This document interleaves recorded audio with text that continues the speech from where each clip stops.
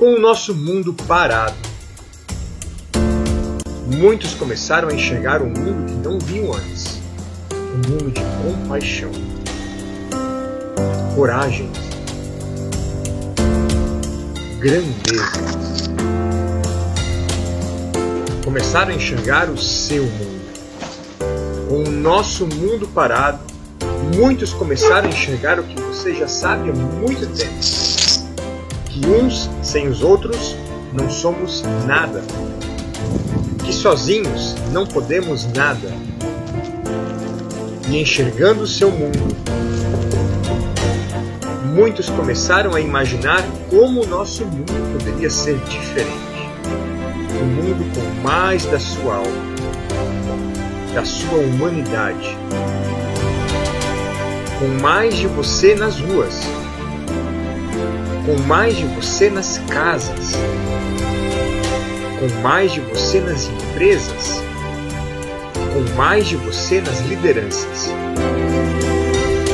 O que você faz muda o mundo de inúmeras pessoas. O que você está fazendo vai mudar inúmeras pessoas no mundo. Obrigado a todos os profissionais da enfermagem.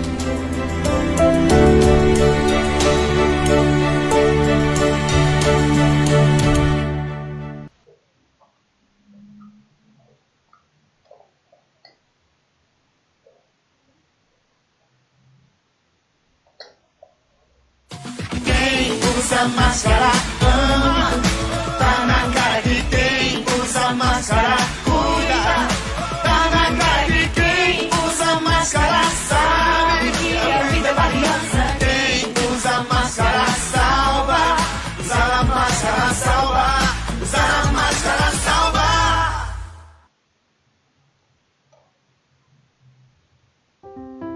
Pra seguir livre em muitos caminhos, agora é hora de estar sozinho, não ir pra escola ou faculdade e dos amigos sentir saudade. Nas Itopavas ou no Progresso, todos os bairros nesse momento mostrar um gesto de humanidade e proteger os de mais idade. Depois de um tempo rever vocês, em 15 dias, 30 talvez, pensar no outro, não só em ti, que logo, logo nós vamos curtir por aqui.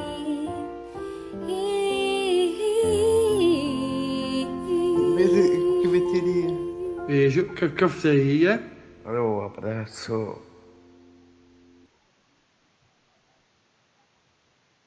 Uma boa noite a todos vocês que estão ligados aqui na página da Cafeteria Especial. Boa noite, Amaury. Boa noite, Marco, nossos especialistas de todas as semanas. Boa noite, Gisele. Um prazer para a gente estar mais uma vez juntos, né? Na noite de hoje. E hoje, de maneira especial, acolhemos a Daniela Bridon, doutora em psicologia, que acompanha a gente hoje também. Eu passo a palavra com todo carinho para você, Gisele, que faz as honras à casa e que permite que fique muito mais legal a transmissão. Então, bem-vinda, Gisele, mais uma vez. Estamos juntos aí. É com você, então. Poxa, obrigada mais uma vez, Jorge, pelo carinho, por estar aqui com vocês, participar desse momento que é engrandecedor para a gente que está aqui, para quem assiste a live, porque eu acho importante, porque a gente cuida da saúde física, mental, e hoje esse é o assunto. Daniela, Amaury, Marco, prazer novamente estar aqui com vocês. Vamos começar nosso bate-papo? Vamos lá. Bora lá. Hoje, então, saúde mental será o nosso tema, né? Inclusive, Jorge está aqui para receber as perguntas dos nossos espectadores virtuais. Isso eu faço bem. Né? Então, isso eu conto contigo, tá? Tudo que perguntarem, você manda aqui. Para começar, vamos seguir aqui um roteiro, né? Que a gente gosta de saber o que tem de novidade. A gente passou uma semana desde a última live e eu quero saber aqui com o doutor Amaury, doutor Marco, o que temos de novidade essa semana. A gente terminou a live da semana passada falando de teste, né? Havia novidade, uma coisa mais legal aí para teste do coronavírus. O que temos para essa semana? Eu vou começar. Boa noite, primeiro. Boa noite. Daniela, bem-vinda. Obrigada. Aqui. Tenho certeza que essa noite vai ser muito enriquecedora com a sua presença e com essa experiência da psicologia, da psicanálise, nesse momento que a gente está vivendo. Deixa eu fazer apenas uma pequena introdução.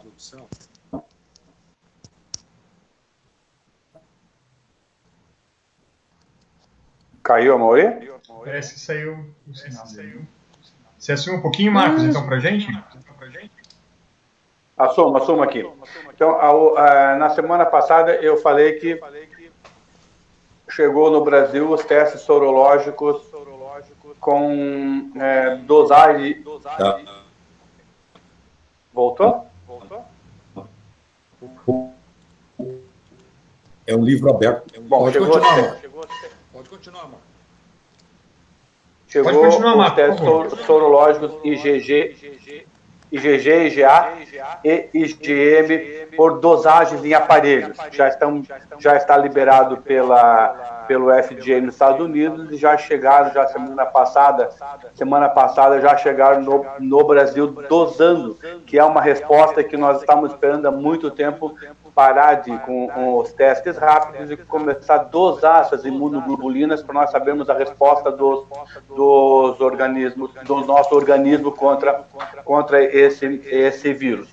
A outra coisa que saiu semana passada no FDA lançado foram os kits para coletar em casa o material para fazer exame de coronavírus.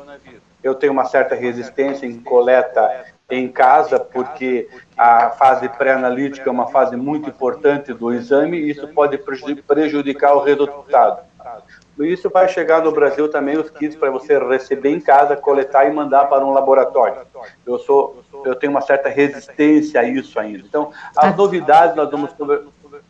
Até porque, doutora, perdão, é que essa coleta indo para casa de cada um depende também do jeito que a pessoa vai fazer, se ela vai fazer corretamente, seguir todos os passos, né? Isso pode dar uma certa dúvida. Isso interfere diretamente no resultado.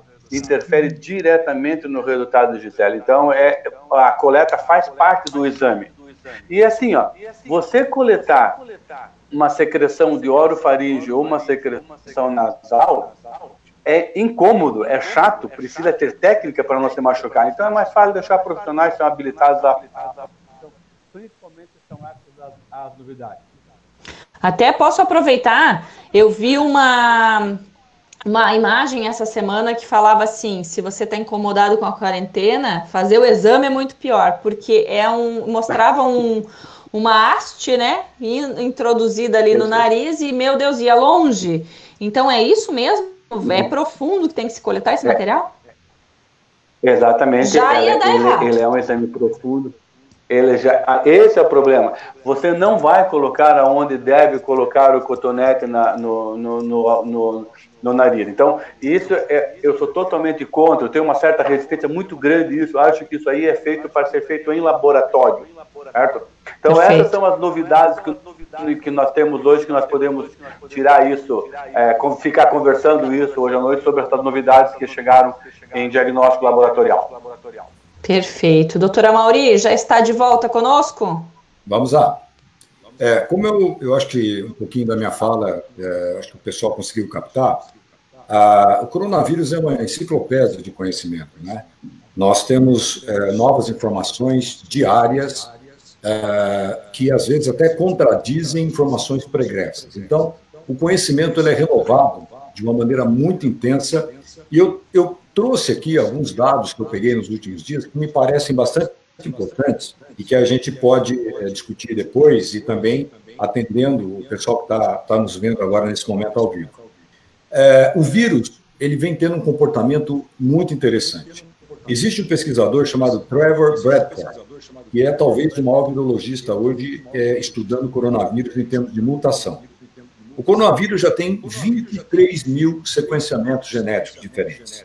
23 mil. Tá? Semana passada a gente falou um pouquinho sobre mutação, mas isso não é bem mutação, isso é uma adaptação genética do vírus.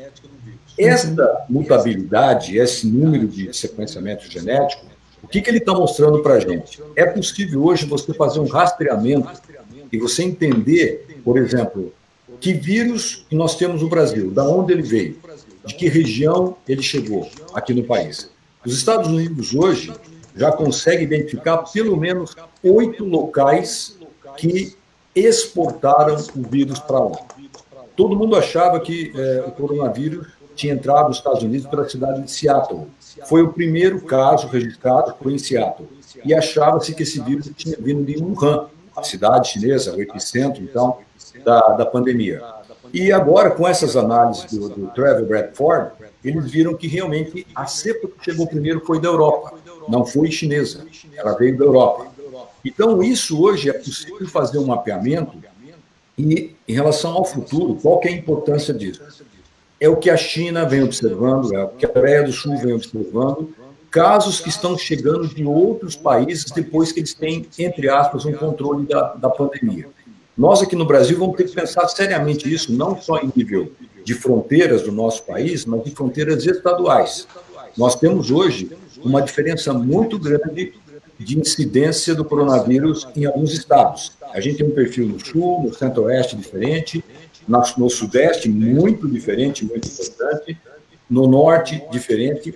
Então, quando a gente vive num país com esse âmbito continental, a probabilidade de que quando a gente controlar o vírus aqui no estado, né, a gente receba novos vírus importados, é muito provável, porque nós temos provavelmente vírus diferentes rodando no país. Então, esse é um dado que eu queria chamar a atenção. Uma outra coisa, do ponto de vista da clínica, eu falei semana passada, a diversidade de sintomas que o coronavírus produz. Nós sempre pensamos no coronavírus como uma doença respiratória, uma doença de comprometimento pulmonar, né? E, de fato, a maior parte das vezes ela ocorre assim. Mas é interessante o que está acontecendo em Nova York. Existe uma doença chamada doença de Kawasaki, que incide principalmente em crianças com uma certa descendência de orientais. Então, essas crianças apresentam febre, manifestações vasculares, manifestações de pele, manifestações articulares como uma doença inflamatória. Existe hoje aproximadamente 100 casos já diagnosticados em Nova York, sendo que 2 crianças foram a óbito. E o que tem em comum entre essas crianças? Todas testaram positiva para coronavírus. Não tiveram sintomas respiratórios, mas desenvolveram o que seria uma doença inflamatória sequencial, posterior ao quadro inicial. Então, isso é para demonstrar a diversidade clínica que a gente está enfrentando. É um vírus, como o Marco já ressaltou nas vezes anteriores, completamente novo e bastante desconhecido para a gente. Então, nós estamos aprendendo cada vez mais. Ou seja, hoje o pediatra que atender uma criança com essa doença de Kawasaki vai ter que fazer exame para coronavírus. É uma possibilidade que essa criança possa estar desenvolvendo não um sintoma pulmonar, mas um sintoma inflamatório. E, finalmente, eu gostaria de comentar uma coisa muito importante, que também foi discutido exaustivamente nos nossos contatos, assim. É a questão da transmissibilidade do vírus. A possibilidade da gente ter pessoas que são chamadas de supertransmissores e pessoas que são pouco transmissores. Nós estamos cada vez mais, através de estudos epidemiológicos, reconhecendo indivíduos que transmitem em grande quantidade o vírus. Isso é um mistério. Por que alguns transmitem muito, outros transmitem pouco? Vou dar 2 exemplos aqui. O primeiro caso no estado de Illinois, nos Estados Unidos, foi de uma mulher que veio de Wuhan com o vírus. Essa mulher contaminou o marido e ambos foram internados no hospital, ficaram um tempo internados, até apresentaram um quadro grave e tiveram alta. Foi feito um rastreamento em 372 contatos diretos, entre eles profissionais de saúde desse casal. Nenhum contraiu a doença. Essa mulher só transmitiu para o marido, ela não transmitiu para nenhum outro contato. Então, isso a gente chama de uma baixa transmissibilidade. Por outro lado, nós temos vários exemplos, entre eles foi aquele famoso coral que se reuniu em Washington, um pouquinho antes da doença se espalhar pelos Estados Unidos, um coral de pessoas idosas que se reuniram para um ensaio. E tinha uma pessoa ali que tinha sintomas. Praticamente todos esses indivíduos foram contaminados. A gente chama de índice de transmissibilidade de 12, quando a gente sabe que a média é de 3. Então, esse é o grande mistério também que a gente tem. porque alguns indivíduos transmitem mais, outros transmitem menos. Então, para dar uma introdução, eu trouxe aqui 3 enigmas, né, para a gente pensar. Essa mutabilidade, essa transmissibilidade e essas apresentações clínicas surpreendentes que a gente vem vivenciando. É um desafio para a medicina, não sei se já visto antes, né, doutora Amaury? Porque, óbvio, os médicos, a ciência está sempre em cima disso. Mas de uma forma como está acontecendo agora e com tantas novidades, é um desafio que a ciência e a medicina sabem para que lado correr, para onde focar os estudos para poder equilibrar isso e procurar parar essa pandemia, ou está todo mundo no mato sem cachorro? Eu diria que... Vou continuar a tua pergunta, Gisele, que veio aqui agora. Por favor. Estão comparando a Covid-19 com a AIDS. Por que isso? Olha, eu vivi o início, como eu disse anteriormente, eu vivi o início da epidemia, da pandemia de AIDS no Brasil. Nossa equipe em Campinas, quando eu trabalhava lá, foi o primeiro caso descrito no Brasil, foi feito por a nossa equipe. Eu posso dizer, Jorge, que a surpresa, o desafio do HIV, ele foi muito importante, ele foi muito significativo, mas nós vivíamos uma era de pouca informação. Nós, para obtermos estudos de revistas, eu me lembro que eu tinha que ir até São Paulo, xerocar artigos de revistas em São Paulo para trazer para Campinas para estudar. Então, a informação chegava muito tardiamente para a gente. Então, a gente viveu muito mais dúvidas e anseios do que vírus que a gente estava lidando do que agora. Agora a gente tem um vírus que, a cada dia, a gente tem uma informação diferente, né? Mas ele tem uma surpresa em termos de transmissibilidade, de quadro clínico, de desafio diagnóstico, inclusive, aí o Marco está falando dos exames laboratoriais, que eu não tenho como comparar com nenhuma outra doença infecciosa que eu tenha visto. Em termos de desafios, Gisele, respondendo a você, a ciência hoje, ela está hoje voltada, focada para o coronavírus, né? Eu, por exemplo, sou infectologista, eu acho que faz muito tempo que eu só leio coronavírus. Eu estou estudando praticamente só coronavírus. Estou devendo até a mim próprio estudar outras áreas da minha especialidade. Tamanho Mas é o momento, né? Tamanho é o desafio que a gente tem. Então, acho que a gente está vivendo uma situação muito interessante, veja bem, interessante do ponto de vista científico, de produção científica e, principalmente, eu diria, de desconhecimento. O Marcelo Gleiser, que é um físico que eu acho um cara sensacional, ele tem uma analogia que eu acho fantástica. Ele fala assim sobre a ilha do conhecimento. Então, a nossa ilha, cada vez que a gente amplia o conhecimento, a gente amplia a fronteira com o oceano, e o oceano é a ignorância. Então, quanto mais conhecimento a gente tem, paradoxalmente, mais ignorante a gente vai se tornando, porque a gente deixa muita coisa ainda a conhecer. É isso que a gente está vivendo com o coronavírus. E talvez essa comparação com a AIDS, né, lá na década de 80, é justamente estar diante do total desconhecido. Acho que essa é a grande comparação, com a diferença que lá havia a necessidade do contato sexual, né, ou compartilhamento de agulhas e essas coisas, algo que era mais fácil prevenir, vamos dizer assim, porque agora, com esse vírus, a transmissibilidade é muito maior, mas talvez esse quadro de total desconhecimento diante do quadro seja essa comparação com a AIDS, né? Perfeitamente. Doutor Marco, quer complementar alguma coisa? Quero sim, eu concordo plenamente com o doutor Amaury.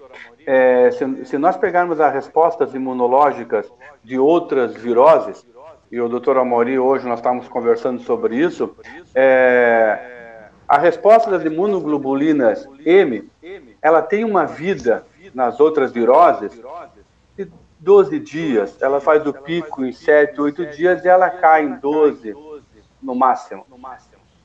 No coronavírus, nós estamos vendo uma vida dela de 30 dias, 35 dias, 40 dias de uma imunoglobulina de fase aguda. sem aparecimento de IgG, então nós também estamos aprendendo a interpretar os nossos laudos, sabe? Nós estamos começando a ver uma resposta diferente imunológica que varia de paciente para paciente. Então os métodos que nós estamos colocando no mercado para fazer diagnóstico, eles estão muito mais sensíveis, eles estão muito mais robustos, mas a resposta que eles nos estão dando é um pouco diferente do padrão imunológico que nós tínhamos. É interessante saber isso, é uma descoberta diária da resposta imunológica a esse vírus. Desafio gigante. E aí eu quero partir para a Daniela, que eu acho que a gente fala bastante aqui também da saúde física, né, da contaminação, de como se proteger. A gente já falou exaustivamente de máscara, de álcool gel.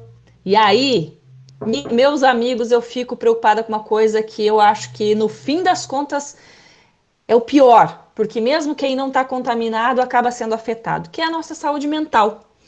A gente está vendo situações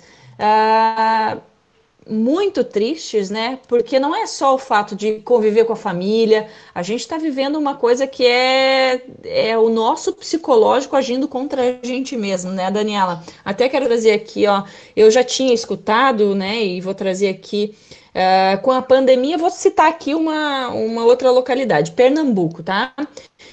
Com a pandemia, Pernambuco apresenta aumento na venda de remédios, ou seja, remédios para... até me fugiu a palavra. Ansiedade. Obrigada, doutora Maria. Ansiedade, depressão, aumento. Isso quer dizer que estamos todos sofrendo, nossa cabeça está realmente indo para um lugar onde alguns que já sofriam, né? Pior ainda, e alguns que não sabiam o que era estão experimentando algo assim. A nossa saúde mental, ela está em xeque agora, Daniela. Boa noite. Boa noite. Agradeço também o convite do Giorgio para participar dessa live pela vida. Gostei bastante do nome dado, inclusive, né? Acho que isso é bem convidativo para a gente poder falar, nomear. Sim, esses mal-estares que estamos vivendo, talvez com uma intensidade diferente, né?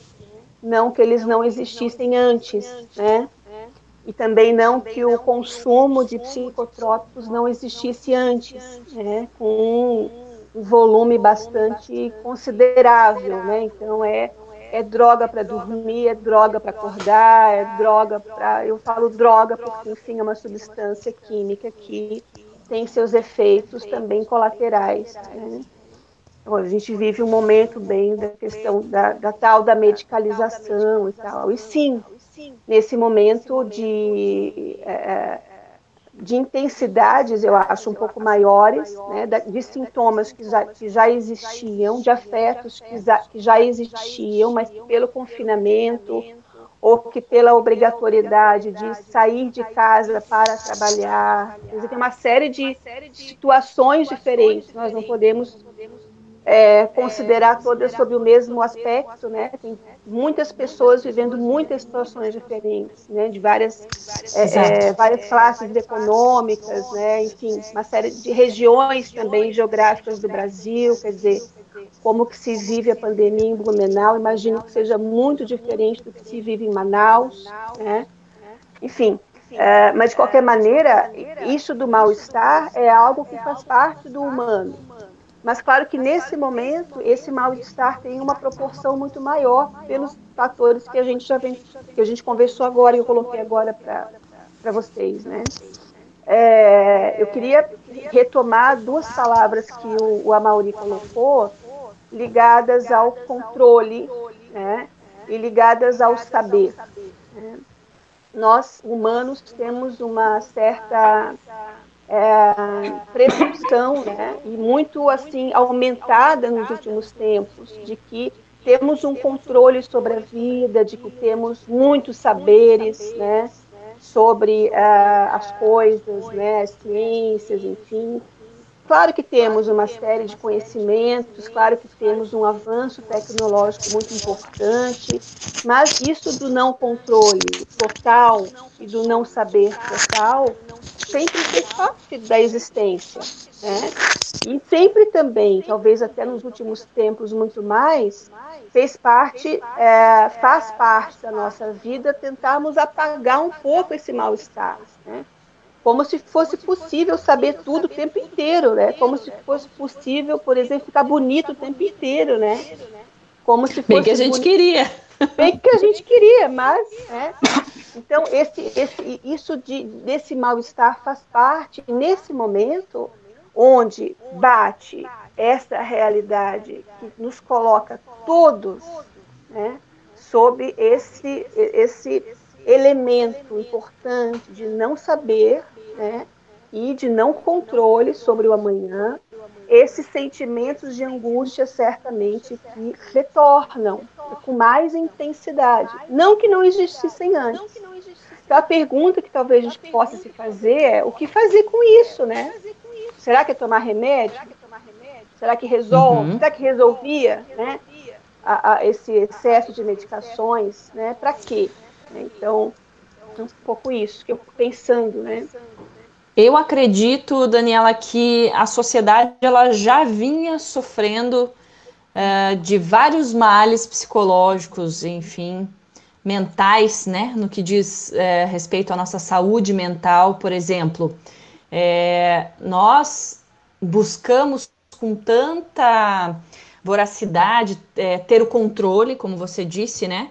Das coisas, do nosso dia a dia, da nossa carreira, da nossa saúde, da nossa família, do nosso dinheiro, de tudo. E de repente isso foi nos tirado. A gente não sabe o que vai ser o dia, talvez, de hoje. Quem dirá o de amanhã? Porque aí a gente está vivendo duas coisas também que deixam o brasileiro, em especial, mais atribulado, mais em pânico, talvez. Que é a questão da doença, e que a gente não sabe quando vai parar, porque isso é um temporário sem fim para acabar, e uma crise política que a gente também não sabe o que será desse país. Então, dentro de tudo isso, a busca por se encontrar... Eu li uma frase muito interessante que a gente está muito procurando fora, mas o que a gente precisa é encontrar a si mesmo. E aí que eu digo, a gente já estava vindo de uma doença mental antiga que agora está se exacerbando, porque a gente acaba tendo que lidar com ela agora de cara a cara, né? Sabe o que eu penso sobre isso também, Gisele e o pessoal todo?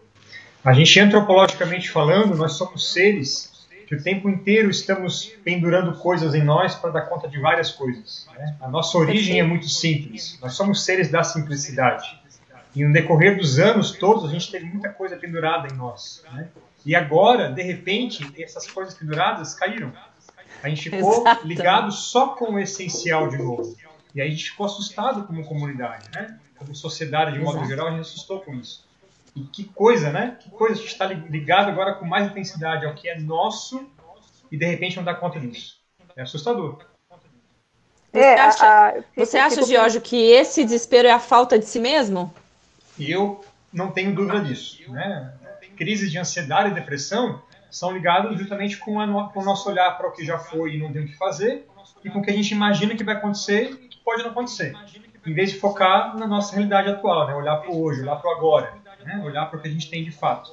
E de repente a gente ficou só com o que a gente tem, de fato, né? E todo o resto se tornou meio confuso para a gente. A mim parece que criou uma dificuldade de leitura de identidade mesmo, né? A gente se perdeu um pouquinho. E que pena ter que falar isso, né? Porque que bom seria uma sociedade capaz de lidar com a realidade o tempo todo, né? Até uma pessoa botou aqui na mensagem, a Ana Gabriela. Hoje, olhando para a fala que a Mauri fez antes, diferente daquela época que a gente não tinha acesso à informação, hoje nós temos bastante. E o que atrapalha a gente hoje são as fake news. A gente espalhando coisa do tudo quanto é lado. Por quê? Porque parece que a gente está com dificuldade de olhar para a realidade. E agora a realidade está escancarada, na casa da gente, o tempo todo. E a gente surtou com isso, né? Deu conta. Me parece um pouco isso. Total. Por outro lado, né, as pessoas que estão mais em casa, né, espero que sejam muitas, né, cada vez mais, enfim, elas estão se dando conta com realidades que já existiam, mas que talvez podiam assim, encontrar alguns subterfúgios para não se darem muito conta disso, por exemplo, dos filhos, né, da relação pais e filhos, né? Que nesse momento onde as crianças estão em casa, o que fazer com elas, né? Então, eu entendo que é um momento em que é possível construir ou reconstruir alguns combinados que são necessários, né? Que talvez antes não eram muito necessários ou existiam assim formas de negar isso, porque as pessoas iam para trabalhar, saíam de casa, iam para ter uma rotina fora de casa que impedia, né, que impossibilitava certos encontros que agora são inevitáveis. Então, nós precisamos também olhar para essa possibilidade de reinventar algumas relações que talvez estivessem um pouco já prejudicadas, né, já fragilizadas, e que agora se pode, sim, construir combinados, falar sobre isso, que já existia, mas que agora tem uma intensidade muito maior. Eu só queria fazer um comentário, né? Não me parece que nós estamos doentes mentais. Me parece que o sofrimento, o mal-estar, faz parte da nossa normalidade. É aí que está, né? Nós ficarmos ficarmos em busca de uma normalidade, né? Que, bom, sendo que faz parte nós não termos controle total, faz parte não darmos conta de tudo o tempo inteiro, né? Faz parte não sabermos algumas coisas, né? E isso gera um mal-estar, porque quem não quer ficar bonita, como você mesmo falou o tempo inteiro, né? Quem não quer saber de tudo o tempo todo, quem não quer controlar onde é que está o filho, onde é que está o marido, mas é da ordem do impossível. Essa impossibilidade agora nos toma com muito corpo, né?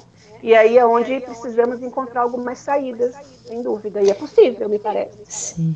A gente está precisando só buscar o caminho certo. Sim. Deixa eu só fazer um comentário. Como lidar com a angústia? Né? Como lidar com a angústia? Acho que você respondeu, mas se quiser deixar uma coisa mais clara, falar um pouco mais sobre isso, Só deixa o Dr. Marco aqui fazer o comentário e responde essa aí, então. Claro. O que me preocupa também, quando nós conversamos de ficar em quarentena em casa, os adultos, é mais compreensível, você consegue trabalhar isso. E o adolescente? O adolescente em casa, aquele que está se sentindo muito bem, ele lê que ele não vai ser afetado pela doença, tiraram a escola dele, tiraram a preocupação, aulas online. Para o adolescente, eu acho que essa fase está muito difícil, porque ele foi tirado do dia a dia dele e confinado em casa sem atividade praticamente nenhuma. Mesmo que você arranje, é muito complicado. Como é que a pandemia afeta esse adolescente, doutor? Vou começar respondendo a sua questão, depois eu volto para a do Giorgio, né? Tanto a criança quanto o adolescente, claro que por características diferentes, porque são momentos diferentes, né?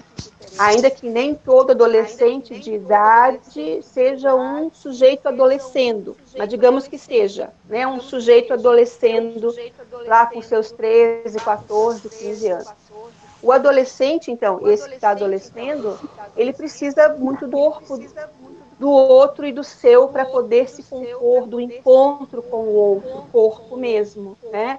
Assim, falar olhando para o outro, o corpo nos dá o encontro com outra pessoa de verdade, assim, sem estar mediado por uma tela, nos possibilita ter um limite para o nosso próprio corpo, um limite para o nosso próprio afeto, né? E isso não colocado gera, por exemplo, o que nós temos visto, inclusive, de violência midiática, violência nas redes sociais. Quer dizer, não há um outro que eu preciso me dar conta de que a minha fala atinge, que ele vai reagir, e que então eu preciso me recompor, me repensar primeiro, né? Porque isso vai ter consequências lá.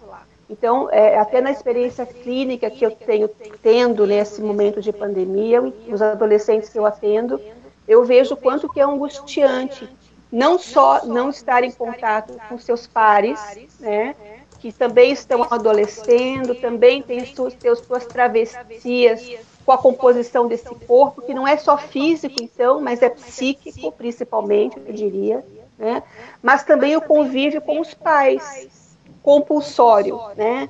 Adolescer é um momento em que é preciso ser diferente de tudo isso, quer dizer, né? É preciso ter um espaço de individualidade, né? De privacidade, para eu poder ter as minhas coisas, escutar as minhas músicas, né? Ficar à vontade. Isso faz parte também da composição da singularidade. E o adolescente dentro de casa, junto com a família o tempo inteiro, e a família não entendendo essa necessidade da privacidade, né? Claro que ela tem limite, mas ela é importante, num certo sentido, muito importante, e isso pode gerar conflito. Então, eu venho pensando nisso pelos relatos que eu tenho escutado, né? Quer dizer, que espaço que dentro de casa, com a família, eu tenho para me separar também disso tudo, para ser eu, para fazer o que eu quero, para escolher algumas coisas que me contornam enquanto sujeito singular, né? Então, sim, os adolescentes, eles... Claro que tem aí várias também diferenças. Por exemplo, tem o sujeito que está adolescendo melancolicamente, que é esse, por exemplo, que não quer mesmo levantar da cama, que é esse que não quer muito se encontrar com o outro, né? Que é esse que o encontro com o outro já era difícil antes. Sempre é difícil o encontro com o outro no adolescente. Lembremos dos nossos adolescentes. Né? Sempre é difícil. Mas esse que tem atravessar o olhar do outro que é atravessado por ele. Para esse está mais confortável. Não só para o adolescente, mas para os adultos, né? Quer dizer, somos todos irmãos na melancolia agora. Eu tenho desculpa para não levantar da cama mais. E isso também tem impactos, porque não dá para achar que está tudo bem, está tudo normal, né? Para falar um pouco da questão da angústia que o Jorge me colocou, o que eu tenho pensado e tenho escutado também de colegas, enfim, é que essa instabilidade externa, né, que nós vivemos, colocada anteriormente pela questão do controle, pela questão do não controle, do não saber, talvez possa ser um pouco amenizada pela construção de uma estabilidade da casa, de uma rotina da casa, mas não uma rotina maciça, né? Uma rotina que organize internamente, num certo sentido, frente a todo esse descontrole lá fora, mas que também tenha momentos de escape, né? Onde a criatividade pode aparecer. Quer dizer, quando se fala em rotina, não se fala assim, tá hora, mas se fala de uma certa lógica onde eu posso me encontrar e saber que agora vai acontecer, mas depois aconteça aquilo, ainda que eu possa ter um momento de escape aí, né? De inventividade, né? O tal do ócio criativo, que é um momento, se nós não estamos melancólicos, né? É um momento possível de recuperar aí alguma criatividade nessa história toda, né? Perfeito. Até queria perguntar para todos que estão participando aqui, porque eu falei ali a gente falou da questão do aumento de consumo de ansiolíticos, remédios para depressão e ansiedade. Outras formas de controlar essa ansiedade também tem sido o uso de drogas, seja o álcool, sejam outros tipos de drogas, né, que também tem se visto um aumento. Aí eu quero saber do ponto de vista tanto da saúde mental quanto da saúde física, se essa é uma forma errada de buscar esse alívio para essa angústia, para essa ansiedade, e que reflexo isso pode ter, porque a gente não sabe, de repente, sei lá, já estamos há quantos dias? Quase 60 dias de confinamento, né? Então, de quarentena. Ou seja, se a pessoa está fazendo uso dessas drogas regularmente, isso já está gerando aí um vício, né? Não sabemos quando vai acabar, ou seja, mais tempo ainda se a pessoa está se sentindo aliviado utilizando isso, seja bebida alcoólica aumentou muito. Eu vi muito no início também, muita gente postando e falando, hoje vou tomar, hoje, né? A gente sabe que de fato ajuda, mas em que momento isso pode ser prejudicial e como não fazer uso dessas coisas podem acabar prejudicando ainda mais no final dessa quarentena? Bom, eu acho que o uso de álcool e drogas sempre é ruim, né? Independentemente do momento que a gente se encontra. Mas eu queria contribuir com o casamento do lado médico e do lado psicológico, né? Eu li uma coisa muito interessante de uma escritora chamada Gina Colata, que ela diz assim, e é uma pergunta que eu ouço diariamente na minha clínica, né, dos meus pacientes. Quando é que isso vai acabar? Essa é a pergunta que a gente está sempre ouvindo, né? E a Gina Colata me deu essa resposta. Ela coloca assim, existem duas maneiras de uma epidemia ou de uma pandemia acabar. Duas formas. Ou médica, que seria o controle através de vacina, de remédios, das medidas todas, né? No caso atual do Covid, de contenção. Então, essa seria uma medida. E a segunda medida é que ela chama de medida social. É quando as pessoas começam a perder o medo da pandemia. Na verdade, é isso que eu gostaria de ouvir da Daniela também. Eu acho que o sentimento que permeia hoje a nossa sociedade é o temor, é o medo. Por quê? É o medo da morte, é o medo do desemprego, é o medo do incerto, daquilo que a gente não tem uma ideia do que vem pela frente, ou seja, a gente hoje entrou num processo onde nós tivemos a porta de entrada, não estamos enxergando a porta de saída. Então, parece que esse momento que a gente está vivendo, eu percebo nas pessoas, gera uma tensão absurda. E aí a gente poderia entrar na questão dos ansiolíticos, dos antidepressivos, do uso de álcool, de medicamentos, qualquer tipo de droga, que atenuasse esse sentimento de medo. É interessante porque se você remete, eu gosto muito da história, eu acho que a gente aprende muito com a história. Se a gente pegar as pandemias da peste negra ou da peste bubônica, que assolou o mundo e matou milhões de pessoas por 3 vezes, era comum que as pessoas tivessem muito medo, embora não conhecessem nem que era um agente, que era a Yersinia pestis, que causava, uma bactéria que causava esse tipo de doença. Me parece que o coronavírus ele está trazendo exatamente isso.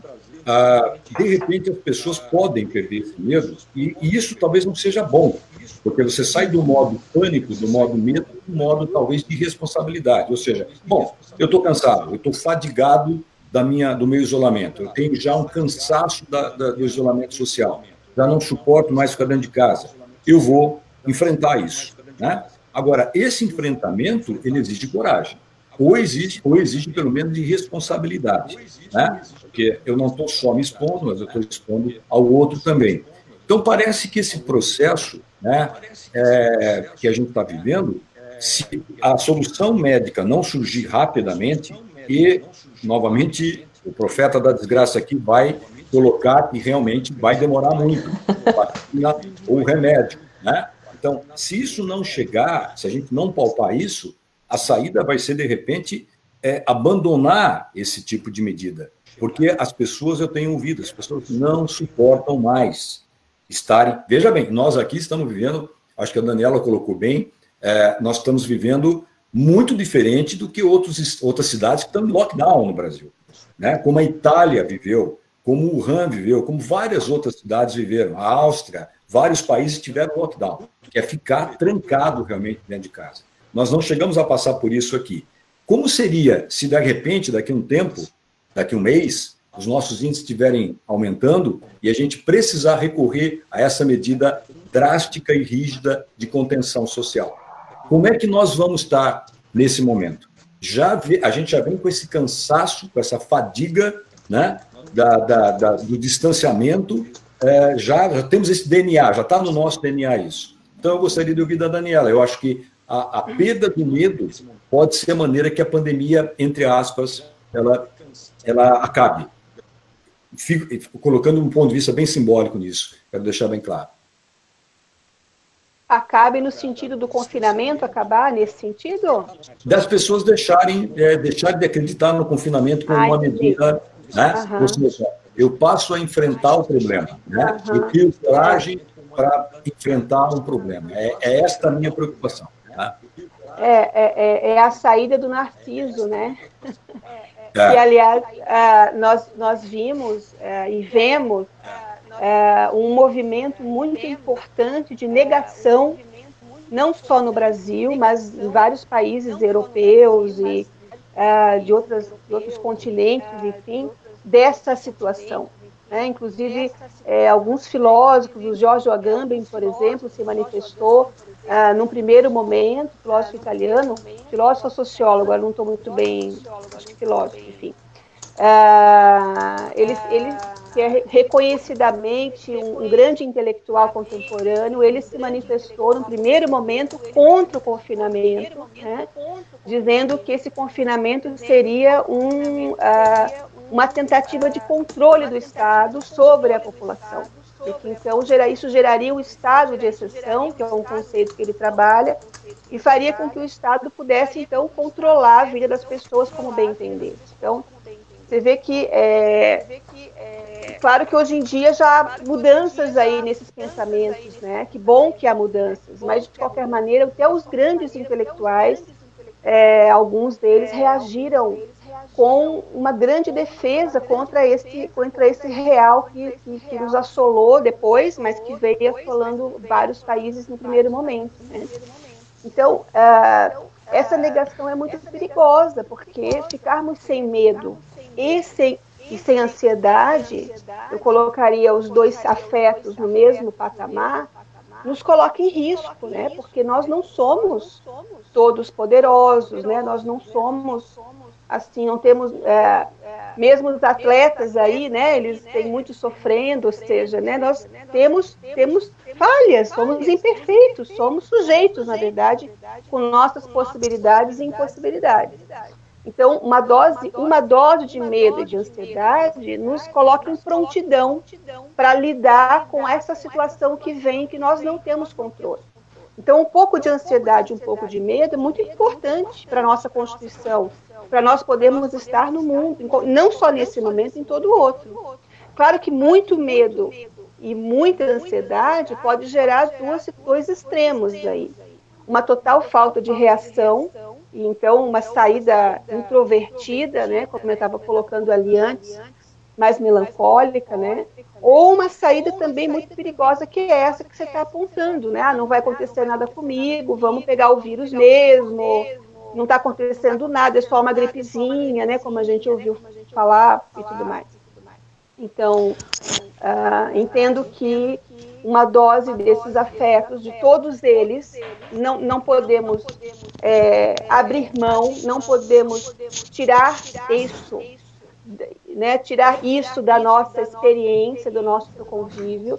O que nós precisamos na medida do possível, encontrar saídas a partir desses afetos, e não sem eles, né?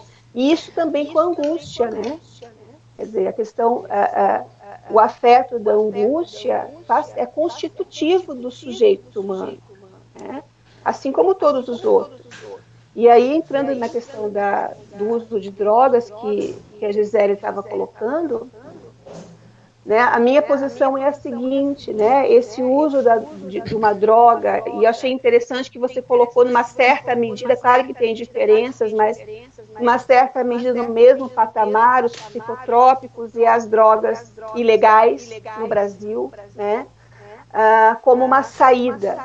Claro que elas sendo colocadas como um escape, uma fuga do mal-estar, qualquer uma delas é muito complicado. Quer dizer, eu não quero me haver com medo, eu não quero me haver, não quero falar disso, né? nem quero conversar, não fala disso comigo. Então, a minha saída é tomar um calmante, a minha saída é beber muito, a minha saída é usar uma droga mais pesada, enfim. Ou se e aí falando dessas drogas, então, outras drogas, vou pegar a bebida alcoólica, que é mais fácil de falar, né? Se é um uso social, se é um uso por prazer, quer dizer, eu não estou utilizando, claro que na medida, comedidamente, mas não estou utilizando, e aí sempre vai ser comedidamente, porque eu não vou usar como um escape, mas eu vou usar em determinados momentos como uma experiência de prazer, como posso fazer isso de outras maneiras, com outros objetos, enfim. Me parece que há dois usos aí. Um deles é abusivo, e tende a mascarar um outro afeto que nós não podemos deixar de sentir, apesar de que possamos nos anestesiar, o que talvez seja muito mais complicado, e um outro uso mais recreativo, que então, bom, aí cada um sabe de si, né? Que daí não vai ser abusivo, não vai ter essa necessidade, me parece. Perfeito, é essa questão de esconder a realidade que preocupa, né? E aí o uso excessivo, abusivo, que pode realmente gerar danos futuros. A gente, claro, está se informando, está ligando televisão, está vendo internet, recebendo WhatsApp, e assim a gente segue os nossos dias de quarentena. Como, Daniela, você vê que a gente pode... Porque, óbvio, a gente precisa estar informado, né? Seja em lives de boa qualidade, com profissionais bem atualizados e de confiança, né? Mas a gente vê um bombardeio de notícias diariamente, desde a hora que acorda até a hora que vai dormir. Me preocupa como é que a nossa cabeça lida com tudo isso. A impressão que eu tenho é que ao sair na rua, quando necessário, ir ao mercado, alguma coisa, vamos encontrar um monte de zumbi, né? Porque do jeito que a coisa tá andando, né? As notícias que a gente vê, como a gente consegue lidar com informação sem ficar com elas, sem que isso se torne algo ruim para a nossa ansiedade, para a nossa mente? Só deixa eu completar, pegando um pouco o que você falou, Gisele, para a doutora Daniela. Assim, ó, eu recebo uma informação na televisão de UTIs cheias, de pacientes morrendo, de falta de... Mas eu olho para a minha realidade aqui e eu não consigo ver isso. Ela é diferente da informação que eu recebo, da informação que eu tenho no meu dia. Isso aí não me parece que dá um relaxamento de segurança, dá uma falta de segurança. Eu gostaria de ver a opinião da doutora Daniela. Então, né, pensando na questão primeiro da informação, tem a ver com o que você coloca também, né, há uma diferença, me parece, entre informação e conhecimento, e saber. Bom, aí a gente vai entrar em outras nuances. Mas eu posso ter uma série de informações, mas o que eu posso dizer delas? Né? De que maneira que elas me afetam? E nesse sentido, por aí que se pode filtrar, me parece. Ou seja, qual é a informação que eu escuto, mas que ela faz eco em mim. E essa informação, ela vai deixar de também formar um mero dado, e ela passa a compor o modo como eu estou compreendendo essa situação, a partir de quem eu sou, a partir do que eu penso que vai ser o amanhã, ainda que seja de maneira totalmente imaginária, né? Então, sim, a rotina que eu estava colocando antes, a rotina não toda, a rotina com escapes, não para a rua, né, mas dentro de casa, me permite também construir alguns horários e alguns lugares para onde eu vou dar um sentido para essa informação. O problema é quando nós assimilamos informações como dados sem critérios, sem que isso faça muito sentido para nós. E aí eu acho que isso entra no que você coloca depois, né? De que as realidades são diferentes. Nós não podemos também deixar de colocar de que as realidades sociais, eu até havia falado disso antes, quer dizer, como se vive a pandemia em Blumenau e como se vive a pandemia em Manaus, certamente é diferente, pegando Manaus como aí um lugar bastante complicado nesse momento, né? Mas também há um dado que é singular. Quer dizer, como cada um vive essa história toda, né? Como cada um significa, como cada um atravessa. E essa dimensão singular não pode deixar de ser estudada, porque nós temos na mesma família, na mesma casa, né?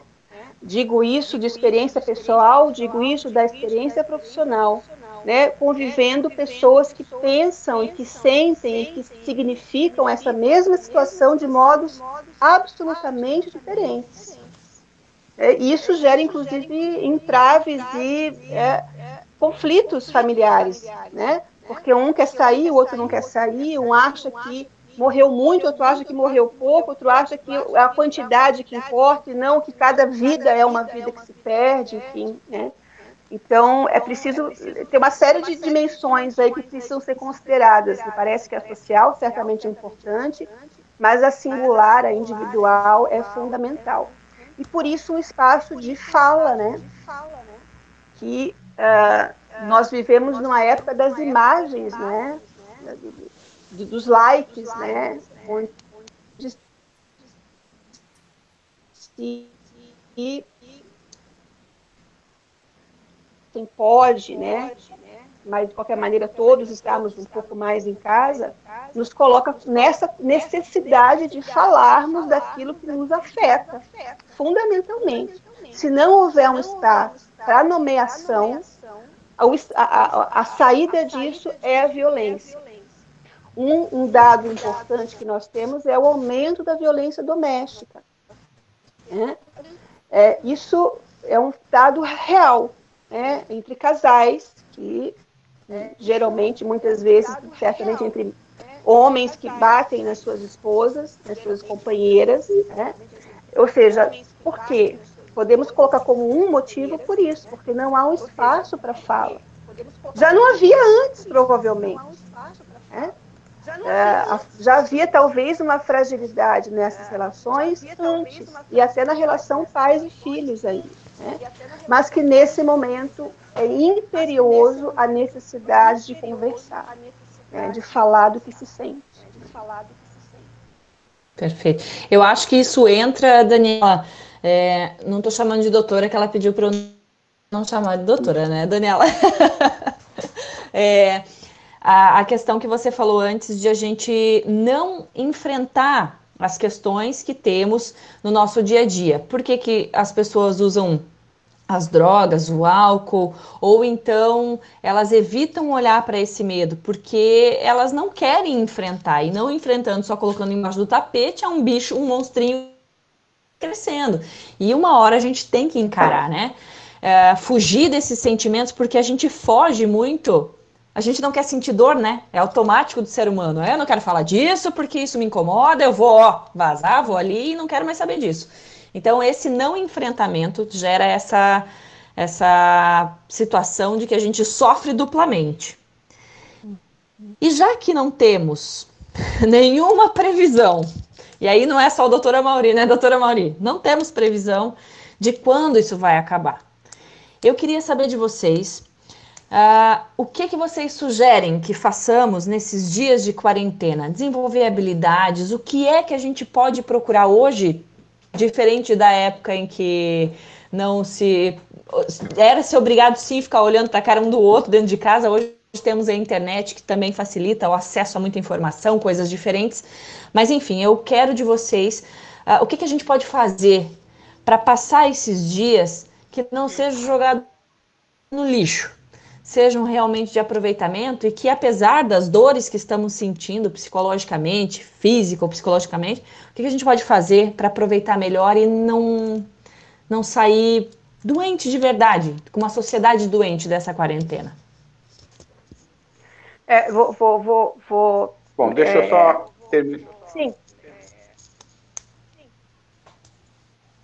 Pode falar, doutor. Tá. Nós vivemos numa cultura neoliberal, né? E quando você fala produtividade, me vem um pouco disso, assim, né? De uma necessidade de produzir, de trabalhar, de fazer, de construir, de não parar, de trabalho que é importante e tudo mais. E nesse momento é preciso parar. É preciso parar. E aí me vem uma ideia muito importante, muito, muito preciosa para nós da psicanálise, que é a noção daquilo que pode ser muito, muito inútil, né? Ou seja, de um tempo para aquilo que pode ser inútil para esse tempo da produtividade, mas que pode ser muito útil subjetivamente. Então, eu te colocaria como uma possibilidade de pensar no que fazer, que é uma retomada daquilo que gera prazer compartilhado na família, por exemplo. Né? Vou dar um exemplo da minha vida pessoal, que eu acho que cabe aqui. Né? Meu filho tem um filho de 10 anos, né? Quando ele tinha 3, nós inventamos uma brincadeira para brincar dentro do apartamento. Naquele tempo, nós fomos morar no apartamento, que era jogar uma meia enrolada de um para o outro. Uma brincadeira muito simples, mas que gerava para ele e, no fim, para mim, um grande prazer. Era um momento de diversão. Nesse tempo de quarentena, me vi, agora com meu filho de 10 anos, tendo que colocá-lo para fazer alguma coisa fisicamente. Olha, eu tendo que colocá-lo, mas assim, o que ele vai fazer com o seu corpo, né? E tentamos uma série de coisas, assim. Até que me veio, né, me veio a lembrança da meia bol, nós até apelidamos como meia bol, essa brincadeira que era de simplesmente jogarmos uma meia de um para o outro. Eu sei que agora, depois de um mês e meio, essa meia já virou boneco, já virou vários bonecos, ou seja, e nós até brincamos aqui em casa, né? Isso vai ser a marca da quarentena. Nós vamos lembrar dessa experiência por muito tempo, como uma experiência prazerosa para a família. Que, assim, não leva a lugar nenhum, a não ser um momento intenso de prazer, diversão, de esquecimento dessa realidade dura durante meia hora, 1 hora do dia, né? Então, acho que talvez não produzir, mas retomar, relembrar.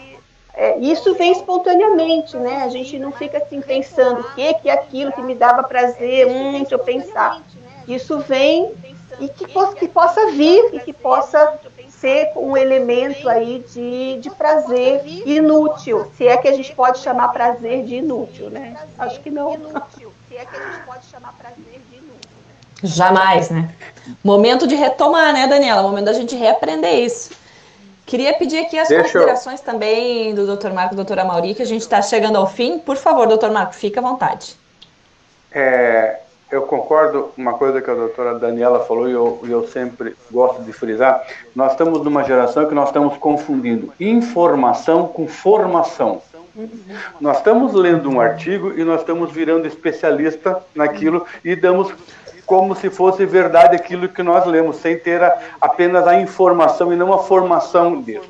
Nós também temos que lembrar que nesse ponto, nessa quarentena, a nossa vida continua, as nossas empresas estão ficando paradas, a preocupação de ficar em casa com a dívida chegando, a relação com o meu exterior, simplesmente ela deu uma parada. Não adianta eu abrir a porta do meu negócio que as pessoas não estão indo para lá. Isso é uma preocupação que leva e nos estressa em casa. Aí pode ter o excesso de bebida, o excesso de relações, de brigas em casa, né? Então, isso é uma coisa que nós temos que trabalhar, porque a nossa vida continua. A gente está muito preocupado com o coronavírus, e acho que nós temos que nos preocupar com o coronavírus, mas nós temos pessoas ainda diabéticas, nós temos 7% da população diabética que precisa de um médico para se tratar e está com medo de sair daqui.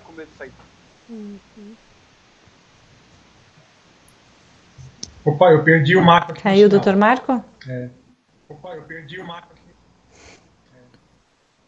O Mauri? É verdade, tem pessoas que estão doentes, têm doenças e estão com medo de ir aos hospitais, né? Bom, eu quero colocar um lado muito importante, que eu acho que a gente precisa olhar o indivíduo, né, o ser humano, a sua unidade. É muito fácil a gente falar em quarentena, em isolamento social, para quem mora num bom condomínio, para quem mora num bom apartamento, numa boa casa, etc. Nesse tipo de país que nós vivemos, que é um país da desigualdade enorme, como é que a gente pode falar com um indivíduo que mora com 8, 10, 12 pessoas, em condições insalubres, que ele vai ter que ficar isolado durante 1, 2, 3, 4 dias? É um desafio muito grande.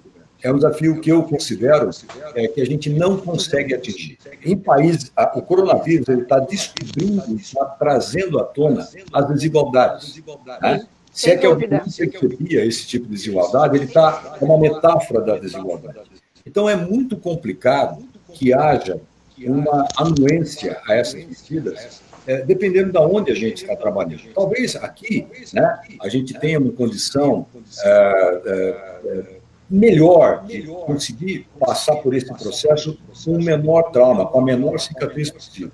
Mas como é que a gente vai falar de isolamento nas favelas, nas comunidades em São Paulo, onde a gente sabia que a doença chegaria, e é o que está acontecendo agora? A doença sai da classe média, alta, e avança para a periferia de São Paulo, para a periferia do Rio de Janeiro, dizimando as pessoas. Então, boa parte desses óbitos que nós estamos vendo são de pessoas que mal têm acesso a um serviço de saúde. Então, diante da minha posição, que não parei nenhum dia de trabalhar, eu me sinto muito confortável em falar que a quarentena, para mim, é trabalhar. É o que eu sempre fiz, é o que eu sempre fiz na minha vida e eu continuo fazendo. Eu tenho essa possibilidade, que muito me honra, de continuar atendendo meus clientes, atendendo a minha clínica. É muito fácil para mim dizer, tudo bem, eu estou levando a minha quarentena. Agora, nós temos uma diversidade muito grande, então não tem receita de bolo para o ser humano. O ser humano não tem receita de bolo. Vai caber a cada um como é que ele vai trabalhar esse dinamicismo. Esta é a grande dificuldade, eu entendo. Países onde a desigualdade social é menor, como alguns países europeus, como a Áustria, como a Alemanha, estão passando por esse processo com um trauma muito menor, mas muito menor. E estão tendo resultados em cima disso. Existe adesão muito maior. Agora, implantar isso aqui no Brasil, essa desigualdade, beira a falência. Né? Nós estamos, talvez, exigindo da nossa população um índice de isolamento que nós nunca vamos conseguir atingir. Esse monitoramento que a gente está vendo que o governo de São Paulo está colocando, tal cidade tem 59%, precisamos chegar a 70% de isolamento. Isso é inviável, isso é impossível numa cidade como São Paulo, numa cidade como Rio de Janeiro. Então, eu vejo com muita dificuldade a gente atingir essas metas e a gente, então, vai ter que trabalhar com aquilo que a gente tem. É o que a gente está fazendo até agora, talvez melhorar um pouquinho nesses índices, mas nós não vamos chegar aos índices de excelência. Por isso, nós vamos ter que conviver com esse vírus durante muito tempo. Eu entendo a sua fala. Eu só queria fazer realidade, né, doutor? Comentário. Quando a gente escuta uma fala como a sua, comentário rápido? a impressão que a gente tem é que o que nós temos de necessidade de fazer agora realmente é o isolamento social. É uma necessidade para conter o vírus. E como fazer essa necessidade acontecer diante de uma desigualdade social que quase impede isso de acontecer? Existe uma necessidade real e existe uma dificuldade de realidade para se colocar isso. Eu entendo a tua colocação e a gente fica bastante dividido, né? Porque realmente entendemos que o não estar junto contribui para que o vírus não se espalhe e diminua o problema. Mas como fazer isso numa região, num país como o nosso, que tem essa dificuldade tão grande para se realizar isso? Que em muitas situações o isolamento é justamente uma família de 12 pessoas. Por isso que talvez... Daniela queria falar. Sim, o que o Amaury coloca, de fato, é um ponto fundamental para a discussão, por isso que é uma discussão, toda discussão tem que tentar pelo menos levar em conta várias dimensões dessa questão, que são muitas dimensões, vários níveis, enfim. Mas me parece que, justamente porque o Brasil é um país desigual, que não se pode esperar que cada um cuide de si da mesma forma, né? E aí é onde eu fico pensando no papel do Estado.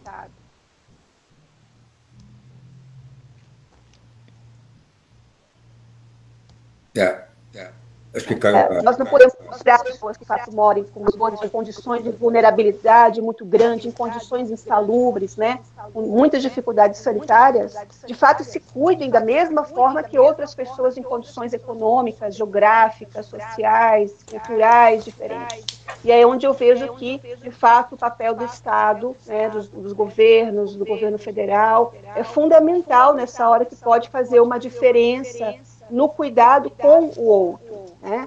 Acho que estamos vivendo um momento importante de pensarmos no cuidado com o outro. Talvez espero eu, né, utopicamente talvez, mas que essa seja uma marca que possa ficar, né?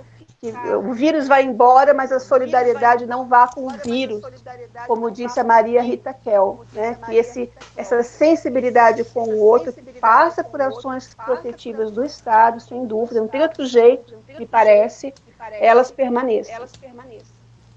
Tomara que o que veio de bom, né, permaneça. O que eu falava um pouco antes também, a gente, essencialmente falando, nós somos seres coletivos. Nosso elemento essencial é a coletividade.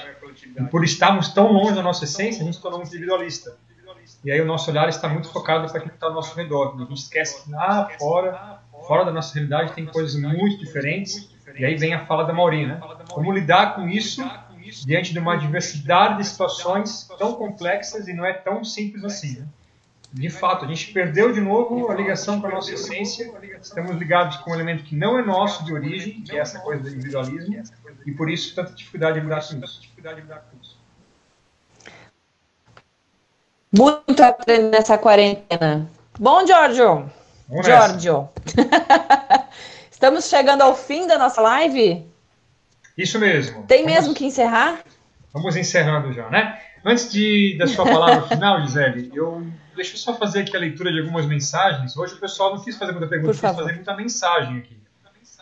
Deixa eu só selecionar aqui algumas.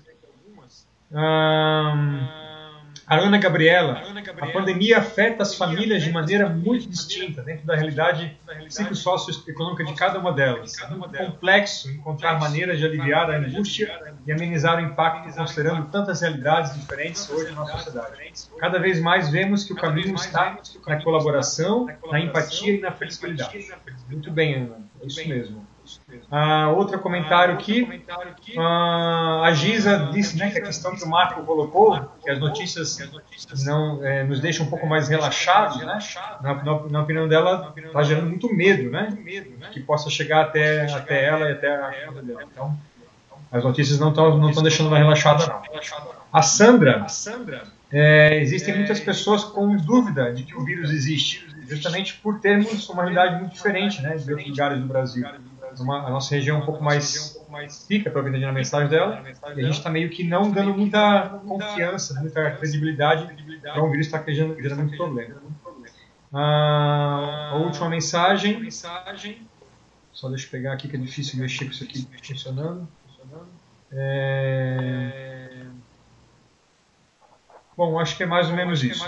Eu perdi aqui uma mensagem, mas basicamente era isso aí.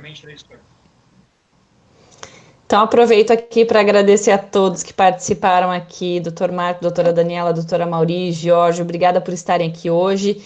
Eu acho que, mais uma vez, levamos informação, conhecimento, e quem está aqui com a gente pode. Hoje aprendeu que tem que brincar um pouquinho em família, tem que levar com mais leveza, parar e olhar para esse momento, e o que eu posso fazer com ele, então aproveita.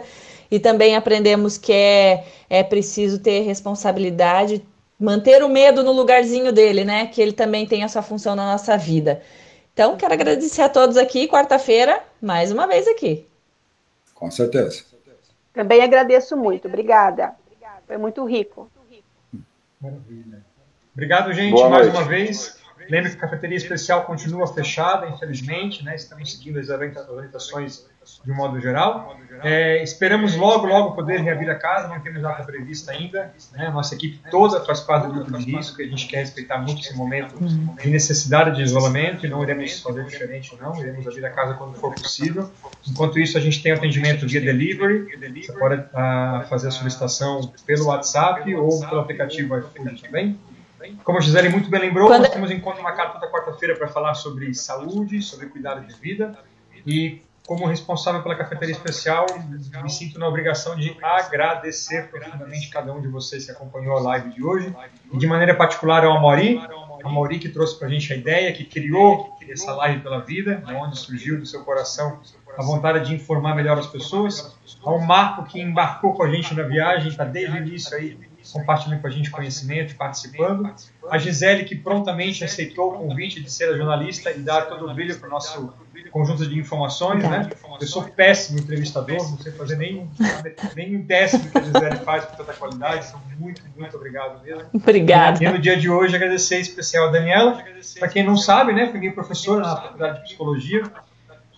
Eu olhava para as aulas dela e falava, meu Deus, quanta coisa tem que aprender ainda, né? Quanta coisa tem que avançar nos estudos. E hoje, então, a oportunidade de compartilhar o que eu tive tão pouco na faculdade, agora com as pessoas também aqui nesse momento. Então, muito obrigado mesmo. A gente continua aí cuidando da vida da gente, né? Desejando que o melhor aconteça. E enquanto a gente não pode estar junto, a gente se cuida. Para que logo a gente possa... Isso aí. Obrigado, gente. Valeu. Obrigada, boa noite. Boa noite. Boa noite.